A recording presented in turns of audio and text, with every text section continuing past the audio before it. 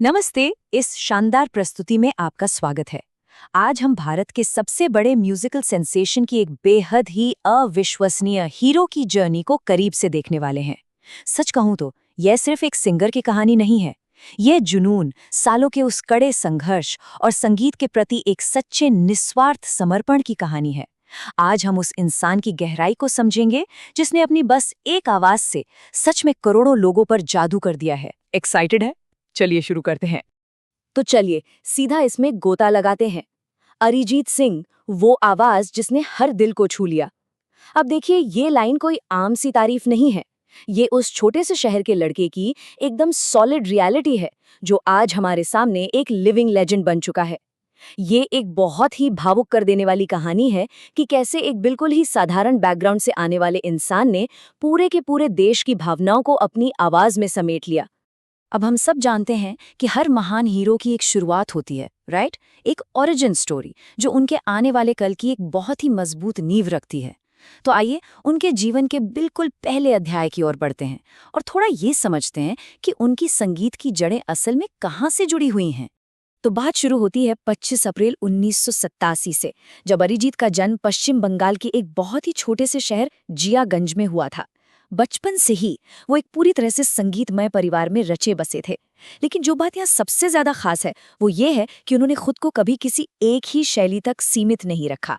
मतलब उन्होंने क्लासिकल संगीत, रबींद्र संगीत और यहाँ तक कि वेस्टर्न संगीत की भी एकदम प्रॉपर डीप ट्रेनिंग ली। और यही वो डाइवर्सिटी है, यही वो ठोस नींव है जिसने उन्हें आज इतना वर्सेटाइल और हर जॉनर में एक बेजोड़ सिंगर बना दिया है।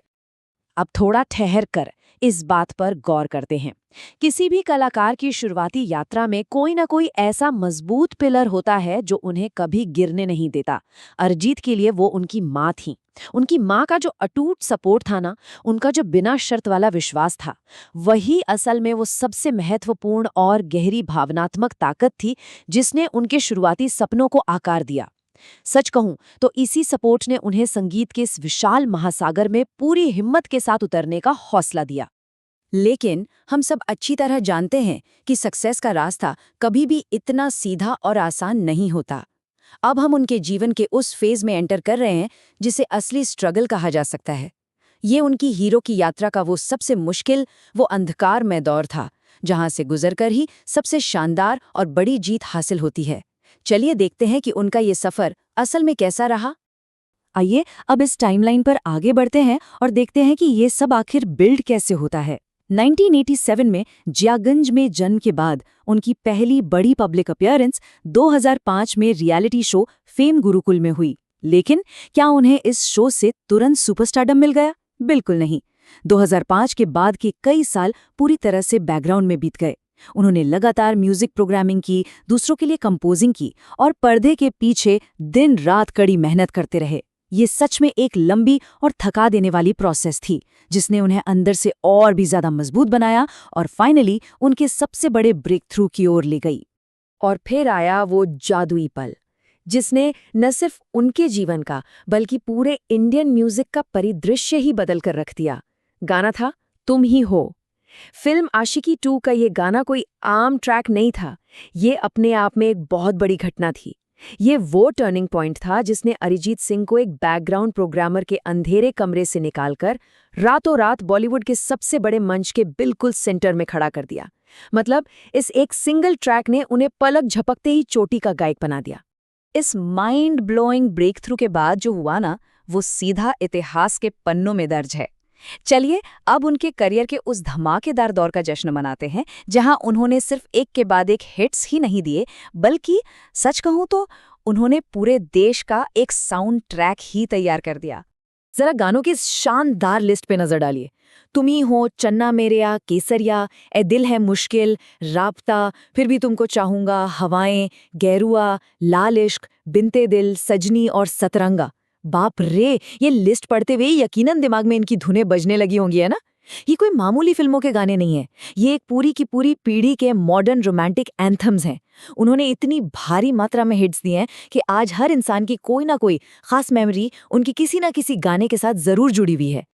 अब देखिए, जब किसी कलाकार की कला का लेवल इतना ऊंचा हो जाता है और उनका काम सीधे लोगों की रूह में उतर जाता है, तो सिर्फ जनता का प्यार ही नहीं मिलता, देश के सबसे बड़े सम्मान भी उन्हें खुद खोजते हुए आते हैं। गानों की इस अपार पॉपुलैरिटी को फील करने के बाद आइए अब उन बड़े और ऑफिशियल अवार्ड्स पर भी एक नज़र डालते हैं जो उनके नाम रहे हैं।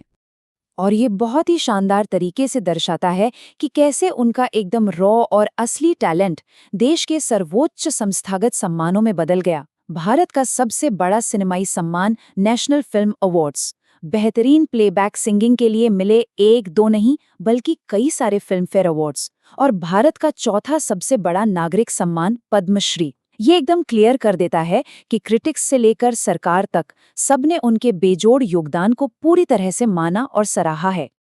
अब यहाँ 2025 के साल पर थोड़ा विशेष रूप से ध्यान दीजिए। यही वो साल है जब अरिजीत सिंह ने अपनी लेगेसी को हमेशा के लिए अमर कर दिया, जब उन्हें देश के इतने प्रतिष्ठित पद्मश्री से सम्मानित किया गया। 2025 उनके उन सालों के पर्दे के पीछे के संघर्ष, उनकी अथाह मेहनत और कला के प्रति उनके उस अटूट समर्पण का सबसे बड़ा, सबसे ऑफिशियल प्रूफ है। अब यहाँ आकर हम थोड़ा रुकते हैं, गहरी सांस लीजिए। नॉर्मली क्या होता है, इतना बड़ा स्टारडम, इतनी अपार सफलता मिलने के बाद एक इंसान की पूरी लाइफस्टाइल बदल जाती है, राइट? लेकिन अरिजीत के मामले में ऐसा बिल्कुल नहीं है।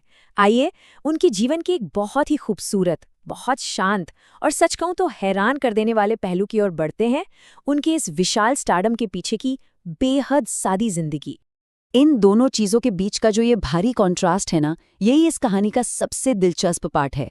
एक तरफ देखिए बॉलीवुड का वो एकदम चमकता हुआ स्टारडम, मुंबई का चमचमाता glamour, king of playback singing का रुतबा और एक ऐसी शोहरत जिसकी कोई मिसाल नहीं। लेकिन वहीं दूसरी तरफ उनकी असल निजी सच्चाई, वो इस पूरी चकाचौंध से कोसों दूर वापस अपने उसी छोटे से होमटाउन जियागंज में अपनी पत्नी कोयल रॉय के साथ एक बेहद शांत, सादा और पूरी तरह से प्राइवेट जीवन जीते हैं। शोहरत के इतने ऊंचे शिखर पर पहुंचने के बाद भी अपनी जड़ों से इस तरह इतनी मजबूती से जुड़े रहना आज की दुनिया में सच में बहुत रेयर है। तो ये सब देखने और समझने के बाद एक बहुत ही स्वाभाविक सा सवाल उठता है, आखिर वो क्या चीज़ है जो उनकी आवाज़ को करोड़ों लोगों के दिलों से इतनी गहराई से जोड़ती है? क्यों हर कोई उनकी आवाज़ में खुद को खोज लेता है? तो सबसे अहम बात यह है कि इसका जवाब किसी भारी स्टूडियो टेक्निक या दिखावे में नहीं है। इसका जवाब है उनकी आवाज़ में छिपे दर्द, प्यार और गहरी भावनाओं के एक बिल्कुल स्वाभाविक और सहज मिश्रण में। हर एक सुर में एक सच्चाई फील होती है। जब वो गाते हैं ना, तो वो सिर्फ शब्दों का उच्चारण नहीं कर रहे होते, वो लिटरली उन भावनाओं को जी रहे होते हैं। उनका यही रॉ, अनफिल्टर्ड और एकदम सच्चा इमोशनल अंदाज उन्हें बाकी सबसे मीलों अलग करता है और सच में भारत का किंग ऑफ प्लेबैक सिंगिंग बनाता है। और यही सब हमें आज के इस एक्सप्लेनर के आखिरी और सबसे विचारणीय सवाल पर ले आता है, क्या अपनी सादी और छोटी जड़ों से इतनी गहराई से जुड़े रहना ही ऐसी कला बनाने का असली रहस्य है जो दुनिया के हर एक दिल को छू ले? ऐसा लगता है कि शायद अपनी ज़मीन से इसी जुड़ाव ने उनकी आवाज़ में वो ठहराव और सच्चाई दी है जो आज पूरी दुनिया में गूंज रही है। इस बारे में हम सबको ज़रूर सोचना चाहिए।